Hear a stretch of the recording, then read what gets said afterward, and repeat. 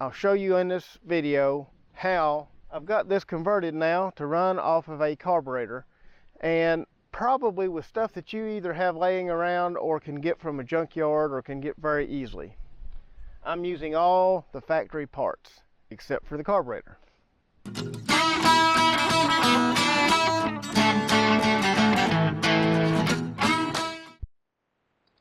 Okay, so as you can see, this truck, this 91 GMC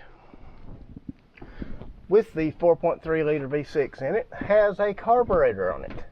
Now, originally, it came with a throttle body. Fuel injectors are missing off of this. This is just the bottom part. Now, the problem with this was the throttle valves are froze up. They will not move. No matter what you do, you cannot get that to move.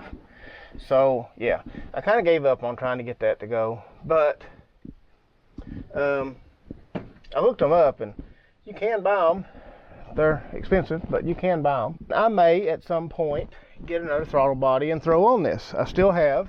I have not taken the wiring harness completely apart. I still have the parts that need to go to the throttle body stuff. Well, not this one. This is temperature sensor that I'm going to have to get now because I broke it. But yeah, okay, that's not that important.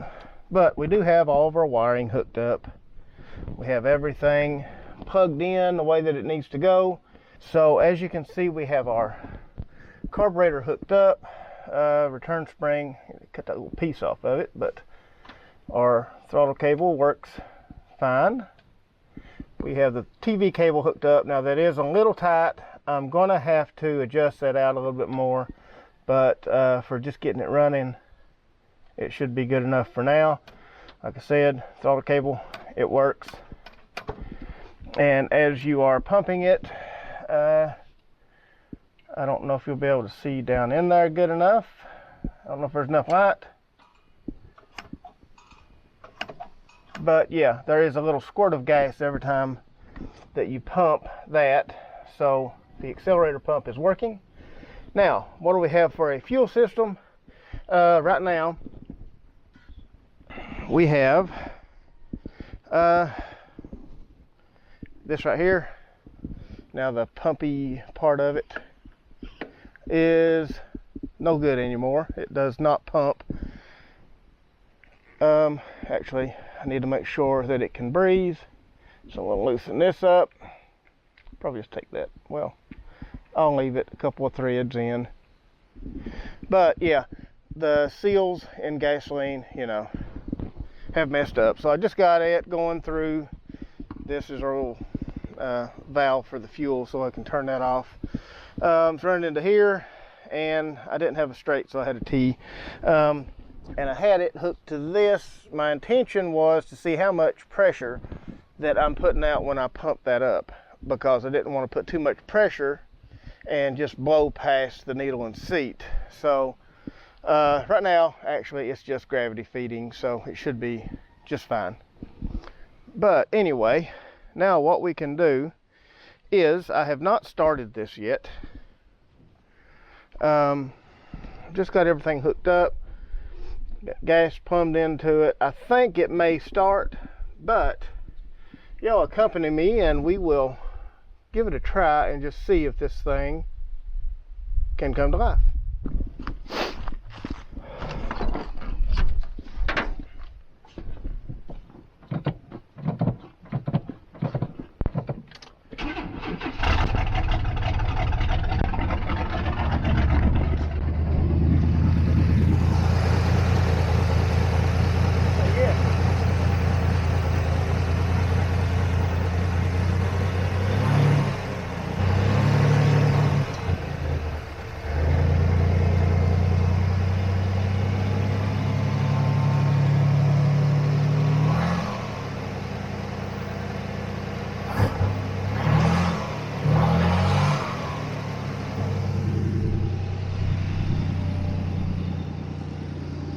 I say, yeah, it will.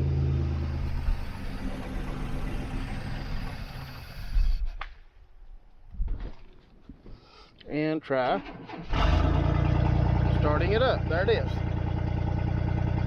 Running and charging. Now the temperature gauge, oil pressure is great. Oh, by the way,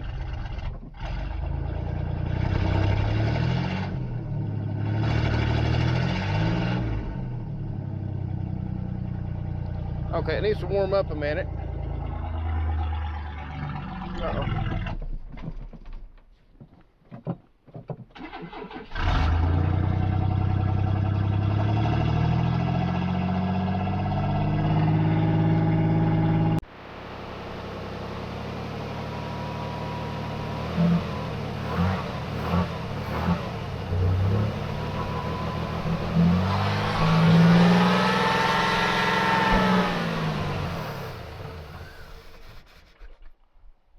I think it just ran out of gas again.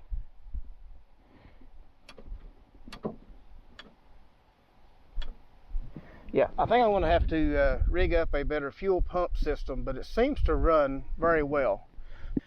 Now, the problem I'm having, I think anyway, is I'm not getting enough fuel delivery out of this little bitty valve right here.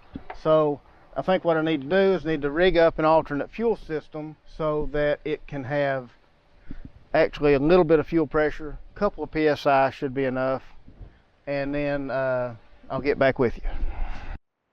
Okay, so I've revamped my little temporary fuel system. I'm still using a little sprayer bottle. This is no good anymore. Actually, this is kind of just sitting there to keep debris and stuff from falling down in there. So, yeah. I want that a little loose, or I want that loose so that air can go in. Because it comes out of here, that tube goes all the way to the bottom of that little tank, of course. Comes up and goes through this little fuel pump. And this is wired up so that I can do that. And you can see it puts out about 4.5 psi. As of yet, it is not running over in the carburetor. So let's give that a try and see if that seems to work better.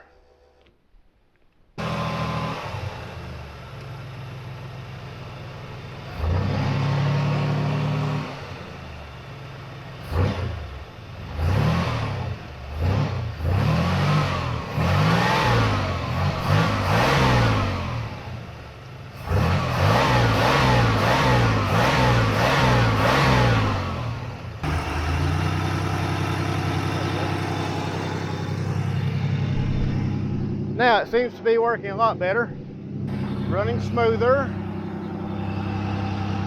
holding about 4.5, holding about 4.5 psi 5 fuel pressure.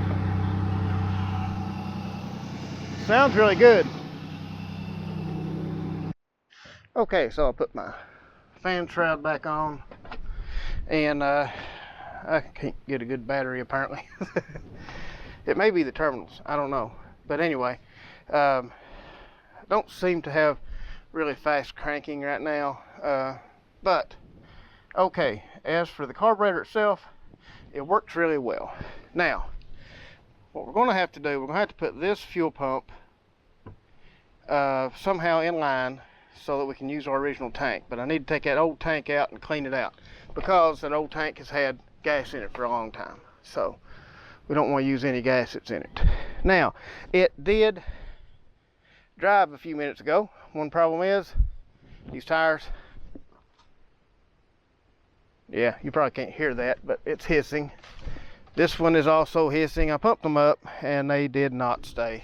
So yeah, we need to get some tires for it, so I'm gonna have to scrounge around and get some. Here's one. That one is that one's pumped up too. So yeah, the only one that is still holding air is, of course, the back one. But as far as getting the thing to start and run on a carburetor, it runs, and it actually runs pretty good on that carburetor. And when I did drop it down into gear, the throttle response was great. I think it's actually better than what it used to be. It may be in my imagination, but I tapped the throttle and I almost ran into that tree back there, because it yeah. Anyway, yeah, I did overheat it a while ago, so I had to take care of the whole fan situation.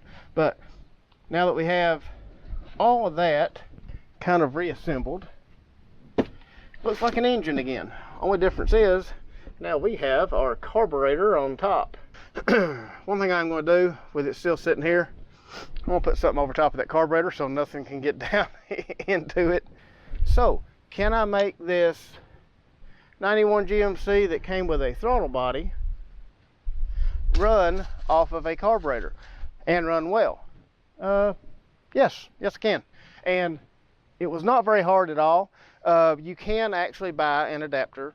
The adapter I got that I was going to use on this was the wrong one, and it was I should have ordered the adapter to the same carburetor that I have here, and I didn't. That was my mistake. When I get all this done, I'm going to put it all in one long video so that anybody that wants to watch the entire revival process can watch it. Now this one is mainly focusing on the carburetor, and for somebody that's just wanting that information, they're not going to want to watch a video on everything else. Okay, so that's how you convert a 4.3 Vortec engine to a carburetor without breaking the bank. You don't have to have a special intake. You don't have to have the HEI distributor or anything like that. Bolt it on, run you some fuel to it, and drive it. Now, I do have some more fine tuning to do, and we just need to get a few little bugs worked out. We need to figure out our TV cable, how much we need to adjust it. This is not the best location here to work. Crawling under it and stuff is not very nice right here. So I'm going to try to get it out of the woods here and get it to where I can get it on my driveway, where I can actually, you know, have all my tools and everything close by. If you've got any value from this video and you've enjoyed it, hit that like button and subscribe if you want to see what all else we do with this. Basically all we need to do now, slap some tires on it, get the fuel system working from the tank, clean it up, and pretty much drive it unless I find something else wrong. But yeah, it starts, runs great, and I think we've got a great little pickup truck here. Anyway, I guess that's going to be about it for this little video. I appreciate everybody watching, and I'll see y'all on the next one.